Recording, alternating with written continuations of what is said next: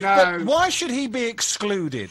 Maybe he should be because he's drunk. I'm not saying he should be excluded. I'm saying that sort of you do like to put people on show. Like, who was that bloke who'd been married umpteen times? Oh, that idiot. Ron Shepherd. Well, yeah, I mean, the man was a fool. He was his own worst enemy. Yeah. But you sort of exploited it as much as you could. And it was very entertaining. Yeah, I laughed along with you. There are people out there. I'll explain it in a minute, Pete. Let me just take this other call because I've been waiting a long time. Mick the Jagger. Keep calling it that, but I think I'm better because of the confusion over the Rolling Stones. Okay. Pat the Bill. Sorry. It's Michelle. Hello. Pat Michelle. Hi, Michelle. You're right, darling. Yeah, Alex, listen, I'm ringing up. I'm really to just sort of agree with what the previous caller's just gone on about, really. Mick Jagger, Mick the Jagger, as you call him. I mean, you know, people that are dependent on alcohol, I think it's so sad. I just think, you know, to get him on, he's slurring his words and things. And, yeah, he's got a sense of humour and everything, but I just think, I've actually been driving to work today listening to you. I've just pulled up at work, and I just think, I'm going to switch you off now. I mean, I've got to get out of the car anyway, but, I've grown up with alcoholism, and I just think, oh my God, that poor guy, what he's doing to himself, he's going to kill himself. He really, really is. We're going to die anyway. Sorry, you're going to... Michelle, he's talking to you. Get like close to... We're all going to die anyway. I know, my darling, but listen to me. You're going to die, and trust me, I've dealt with this. You know, my mum was like this. You're going to die the most horrendous, painful death that you can ever begin to imagine. Let me tell you this, and you don't want it, mate. Honestly, whilst you've got control... You want to, if you can't give it up, you want to cut it right down, honestly. No, but we're all going to die. Yeah, that's true, we are, but, you know, you don't, you're choosing to, obviously, you indulge in... How do you want to die? Well, I'm not really particularly bothered, but I hope it's not painful and long-lasting and drawn out so that I'm writhing like an animal in agony because all my organs are shut down because of alcohol.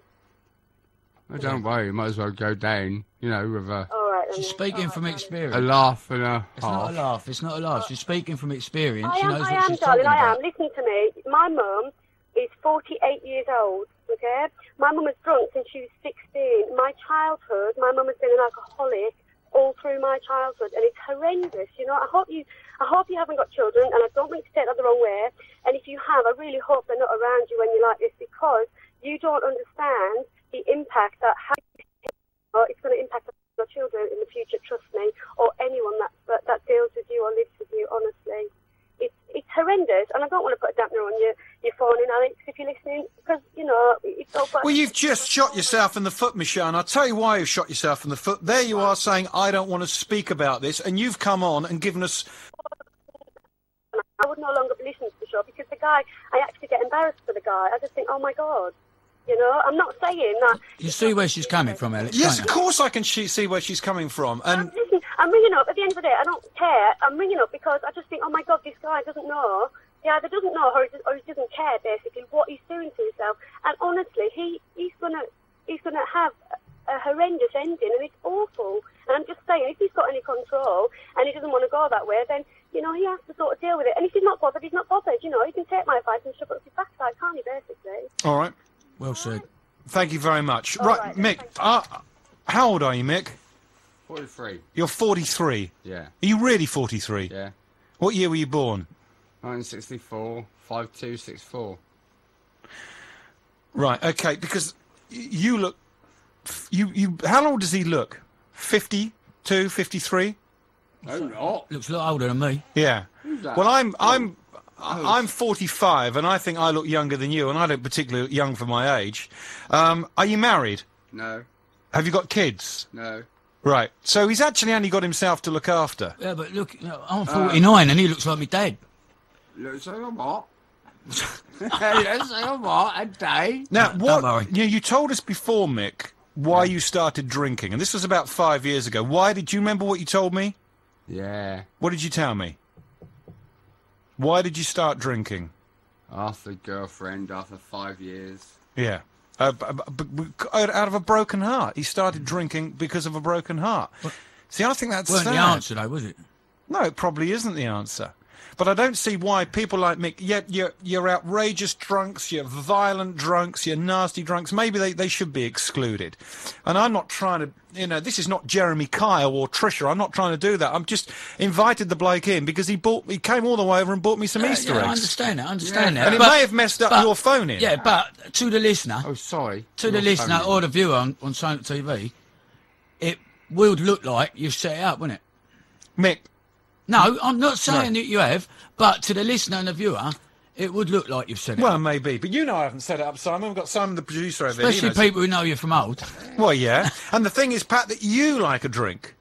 Yeah, I don't mind a beer, yeah. And would you call yourself a heavy drinker? No, not at all. How many pints a day would you have? So I don't drink every day. You don't? See, my image of you is someone who drinks every night. When you get in, my image of you is... I never drink indoors. What are you doing, Mick? Just whacking out the beer for Pat. Listen, mate, I'm working this afternoon. Yeah, that's all right. No. You know, Now, you need it more than me. Are you rolling your own cigarette over there, Mick? No, I've already got one. Have you lit it? He said no, he's already got one. This is a no-smoking building, but No, you can light no, it. No, you can smoke. No. If you want to, you can smoke. No, it says no smoking here. Yeah, well, I don't mind. I got. I'm meant to be a radio rebel. All right, so... I'm hearing you behind me. No, that's the headphones. I'm coming out of your headphones.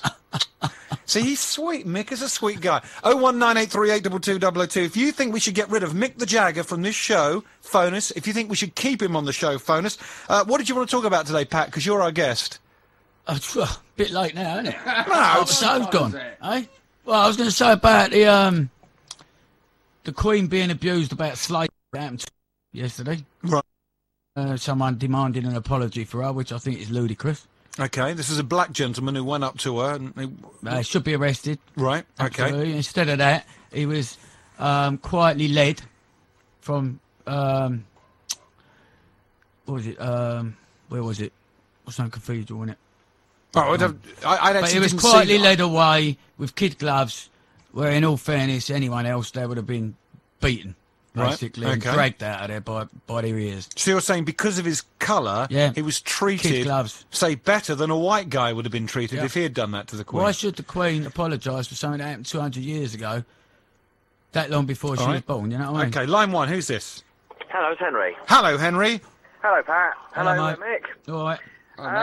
Listen, I think I was going to phone earlier because I think to Pat's defence... Now, I know you don't think that highly of me, Pat, but I think to your defence, the guy who said you was a racist, I don't think you've actually said anything racist, though, have you? Unless I'm completely wrong, I've missed the plot somewhere. Have you actually ever said anything racist? I don't think I ever have, no. I'm entitled to an opinion. Because my opinion differs with other people, they pull the race card. But you can pull the race card on any subject, can't you? And I think that's where you've been misinterpreted. I mean, I've got to be honest, I thought you were very racist. You've certainly got your own opinions on your views. But no, on that side, I don't think you...